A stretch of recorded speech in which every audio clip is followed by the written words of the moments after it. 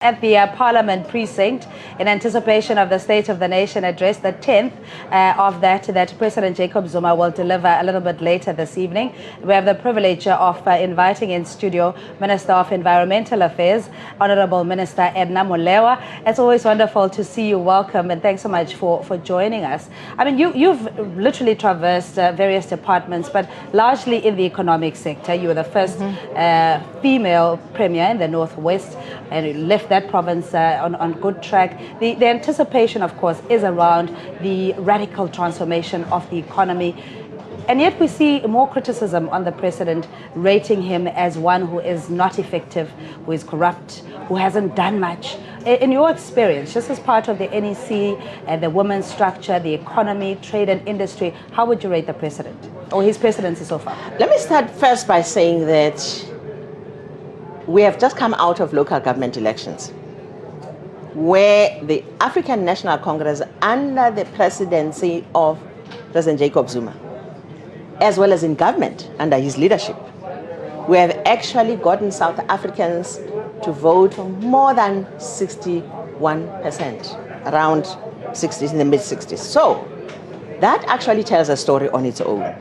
If indeed what we hear around South Africa in little corners where there are minority who are dissatisfied is anything to go by, there would have been some different results indeed.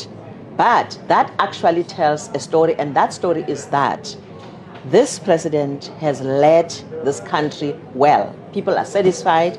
People are saying that indeed he has performed. And I think that we need to be very, very open that who does these other rating? Because the rating has been done by the majority of South Africa who put a cross in a ballot box and said, we want you to lead again under his leadership, under the African National Congress. Yes, indeed, we have seen a lot that has happened.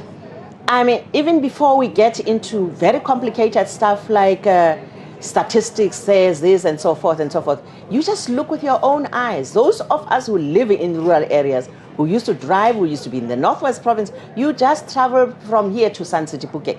You see triple stories, double stories.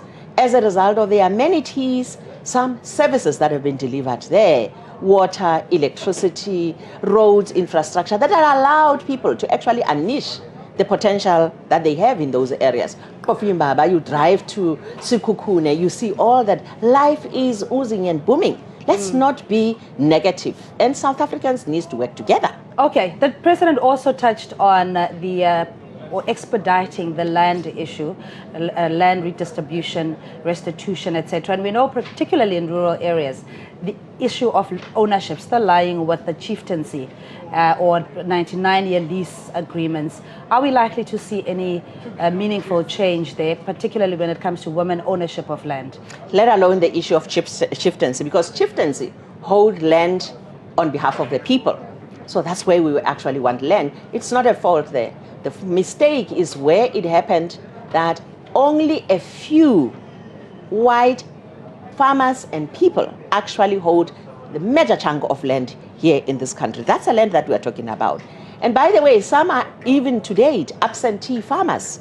We are saying that is a land that must actually gradually be returned to the hands of the people so that the majority of South Africans can actually also be able to utilize that land either for food security purposes or even for developments of any other nature in the economic sector. The sky is the limit. And indeed, we need to have that happen. That's what we refer to when we're saying that there must be radical economic transformation. What has President Zuma done? He has put it in place and actually driven us viciously and vigorously. Some of the people do not know this, that when he is unhappy with a program, for instance, part of the 9-point plan that pertains to revitalizing agricultural sector or revitalizing the oceans economy, and then he doesn't see tangible results, he returns us. And he says, no, I don't see what you're doing, and I'm not hearing, I can't touch what you're talking about. Bring back the results. And we have to work hard. In the 9-point plan that he has put in place, there is a lot that's happening. We have now to date, from scratch, Cindy, just about a year and a half ago, under 2 years, already had investments of over 10 billion Things are happening on the border side, 6,900 jobs being created, sustainable jobs. So he'll talk about those things in the 9-point plan that he himself have put in place as part of tangible and practical implementation programs that are following on the National Development Plan, which, by the way, we have never had in the past. We have just had people talking, and we have also spoken about nice big English words.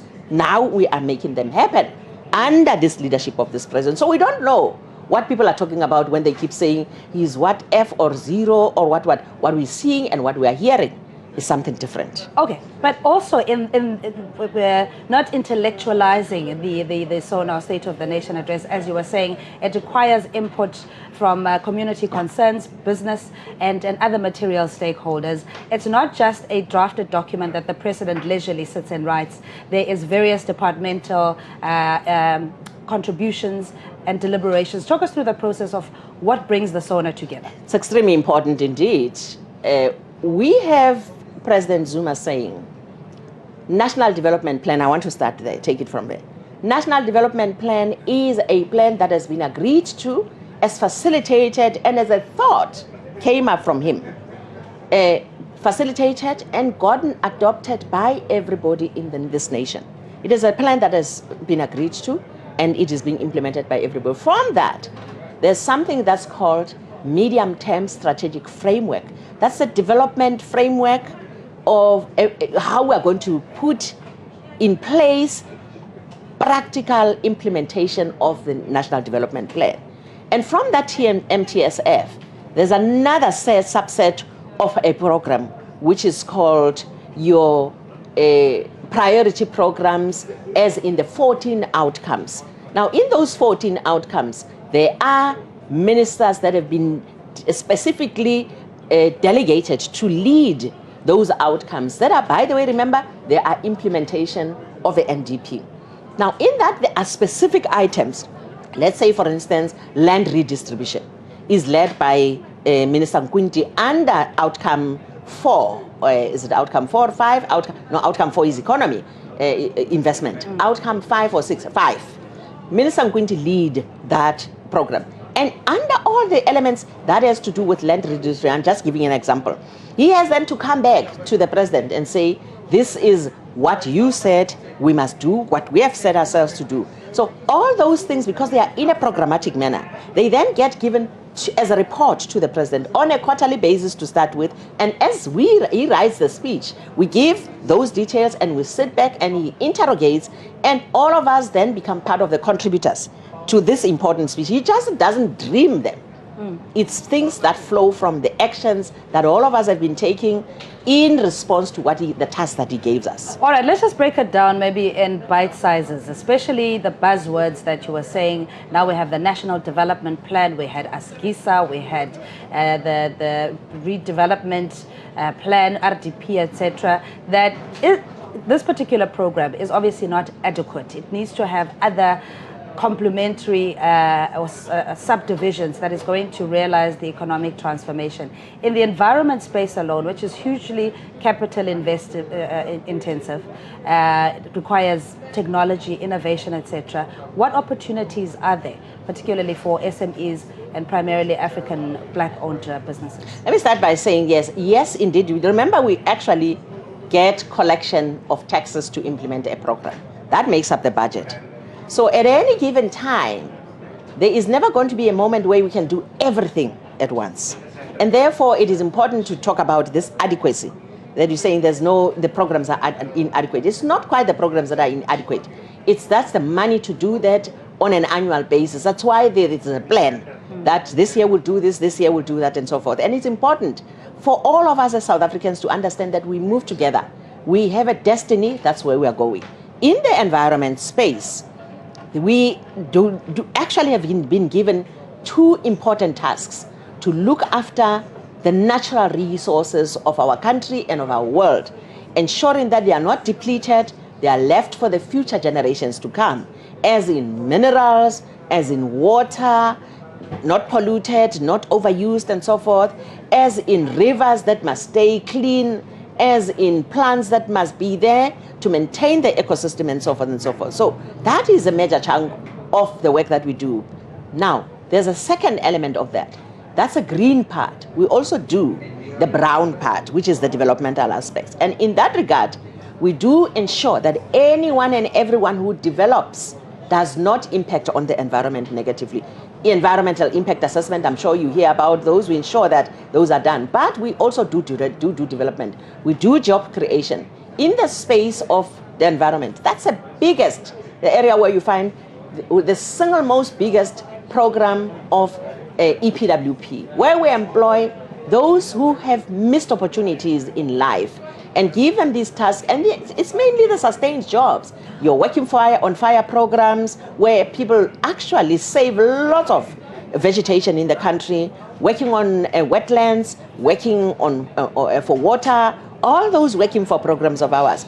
They give stipend that is reasonable enough, would like to believe, that puts fire in the homes and food on the plates and on the tables of people. It's many. Just in this program that we almost have 290,000 in this 3-year process we are working on. They are running into millions of those programs throughout the country, people who are employed in these programs. You talk about joblessness, and we know it impacts largely on the youth who may be in the fringes, having fallen through the cracks, not adequately skilled, don't have the necessary qualifications and work experience. We're sitting at about 8 million or so of young people that are unemployed. So in the immediate environment, in townships and peri-urban areas, opportunities there that they can use to better their environment and also tap into the programs that you're already running in the Environmental Affairs Department. Let me not spoil the speech of the President, because I know that this is one area where he said, collective, listen here. We have young people who are unemployed, and there's a growing number. We need to really do something more than what we're doing, not that we're not doing anything. And we expect that the President will touch on that particular program as job creation issues. But beyond the state of nation, we'll be able to then unpack that for you. It's not only in the Environment Department, by the way. We've combined these programs, looked at them in the solar water heater space, in the CWP, that's a community works program space, in the community development workers space, in the health sector space, in all these spaces, how we can actually collectively pull together these. By the way, these would be youth who may have missed opportunities, but we also will be focusing on the young people who have actually acquired degrees and postgraduates who are postgraduates. So this is a program that's very tangible, that is being moved on going forward. And I'm sure the President will refer to that particular part. If it doesn't tonight, expect that post-SONA, the ministers who are leading this particular program will obviously unpack that program to the nation. And some of the things will be able to go to them and with yourselves as media to actually practically showcase, because the things we're talking about is not just lip service. It's practical things that we're doing. Minister, maybe to just expand on that idea as well, in terms of the apartheid legacy and the spatial placement of people in access to the jobs as well. Will the President or your expectation to deal with that? Say, one, there may be an opportunity for work, but your money, your income is spent for you to travel to that particular work opportunity. How is he going to tackle the issue of apartheid legacy spatial development? There are two categories of apartheid spatial development that's needed. The one is actually geographic and spatial related.